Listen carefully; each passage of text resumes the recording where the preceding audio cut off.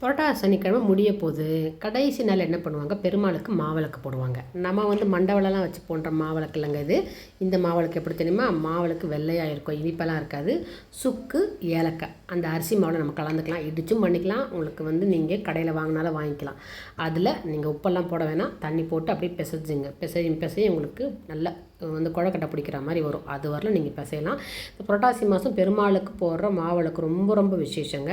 அதாவது இனிப்பு இல்லாமல் போடுற விளக்கு, மாவிளக்குலேயே திரி போட்டு நெய் திரி போட்டு ஏற்றி பெருமாளை மலை ஏற்றுவாங்க. அது ஒரு வழக்கம் இருக்குது ஆந்திரா பக்கம்லாம். அதனால தான் உங்களுக்கு நான் இந்த காட்டுறேன், இது எப்படி பண்ணுறதுன்னு. மொத்தம் நான் 5 மாவிளக்கு உங்களுக்கு காட்டுறேன். இந்த மாதிரி ஏலக்காய் சுக்கு போட்டு தண்ணி ஊற்றிக்கி பிசைஞ்சு வச்சுக்கோங்க. இப்போ இந்த மாதிரி சின்ன கண்ணாடி இருந்தாலும் சரி, கொஞ்சம் இல்லை பெரிய நீங்கள் டம்ளர் மாதிரி வச்சுருந்தாலும் சரி, உள்ளே நல்லா அந்த பச்சரிசி மாவை போட்டிங்கன்னா ஒட்டாது. நான் உருட்டி வச்சுட்டு நீங்கள் அப்படியே உள்ளே வச்சுட்டு நம்ம சப்பாத்தி போடுறோம்ல, அந்த கட்டையை அப்படி லைஸாக ப்ரெஸ் பண்ணிங்கன்னா உங்களுக்கு அப்படியே வந்துடும், ஒட்டாது. சூப்பர் இல்லையா? அப்படியே எடுத்து வச்சுக்கோங்க. நம்ம குல்ஃபி ஐஸ் மாதிரியே இருக்குது பாருங்கள். இப்போ ஒரு மாவிளக்கு ரெடி. இதே மாதிரி 5 மாவிளக்கு நீங்கள் ரெடி பண்ணி வச்சுக்கோங்க. நம்ம இனிப்பெல்லாம் போடலை, நல்லா கவனம் இருக்கட்டும். வெறும் ஏலக்காய் சுக்கு தான். இதில் கொஞ்சம் மஞ்சத்தூளும் ஒரு பக்கம் உங்களுக்கு குங்குமம் கரைச்சி வச்சுக்கோங்க. கரைச்சி வச்சுட்டு பட்ஸ் வச்சா ஈஸியாக இருக்கும். இதில் ஜவ்வாதும் உங்களுக்கு அதுக்கப்புறம் பச்சைக்கருப்பூரும் நான் போட்டிருக்கேன். நல்லா வாசமாக இருக்கணும்ல பெருமாளுக்கு. ஏற்கனவே ஏலக்காய் சுக்கு, இப்போ நாமத்துக்கு நமக்கு ஜவ்வாதையும் உங்களுக்கு பச்சைக்கருப்பூரையும் போட்டிருக்கேன். போட்டு நல்லா கலந்திங்கன்னா செம்ம வாசமாக இருக்கும். அப்படியே பெருமாள் கோயிலுக்கே நான் போன மாதிரி ஒரு ஃபீலிங் இருக்கும். வீட்டில் நம்ம மாவிளக்கு பெருமாளுக்கு ஏற்றும் போது பெருமாளுக்கே உரிய அந்த செம்பை நம்ம செம்பு தட்டு எடுத்துக்கோம். பெருமாள் கோயிலுக்கு போனாலே ஃபுல்லாக காப்பர் தானேங்க. எடுத்துகிட்டு அழகாக இப்படி நாமம் போடுவோம். நாமம் மஞ்சள் கலரில் உங்களுக்கு என்ன பழக்கமோ நீங்கள் அந்த நாமம் போட்டுக்கோங்க. நான் மாடலுக்கு தான் போட்டு காட்டுறேன்.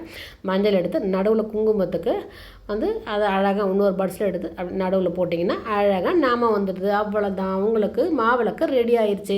உங்களுக்கு எத்தனை மாவிளக்கு வேணாலும் நீங்கள் பண்ணிக்கலாம். அதாவது நான் 5 தான் பண்ணி காட்டுறேன், எனக்கு 11 வேணும், இல்லை எனக்கு 1 தான் வேணும், நான் 1 போதுன்னா பெரிய டம்ளரில் வச்சுக்கோங்க. முடிஞ்சிச்சு. நல்லா குண்டு தெரியல இப்போ விற்கிது இல்லையா, அழகாக அதை நெய்யில் நினச்சி வச்சுக்கோங்க. நெய்யில் நினச்சி வச்சு உள்ளே வச்சு அப்படியே ஏற்ற வேண்டியது தான்.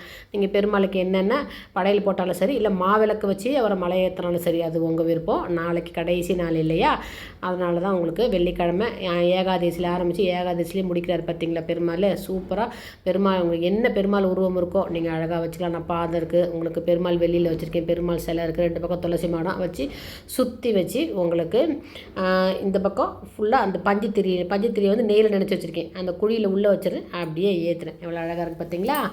மாவிளக்கு உங்களுக்கு போட்டாச்சு பெருமாளை மலை ஏற்றுறதுக்கு. ரொம்ப நன்றி, நீங்கள் 1 மாதம் எல்லார் வீட்டிலும் சாப்பிட்டதுக்கு ரொம்ப ரொம்ப சந்தோஷம் அப்படின்னு அவரை முறையாக விருந்தினரை நம்ம உபசரித்தோம் இல்லையா, அதேமாதிரி முறையாக அவரை வழி அனுப்பி வைக்கணுங்க. இதுதான் பெருமாளுக்கு போடுற மாவிளக்கு. நீங்களும் செஞ்சு பாருங்கள்.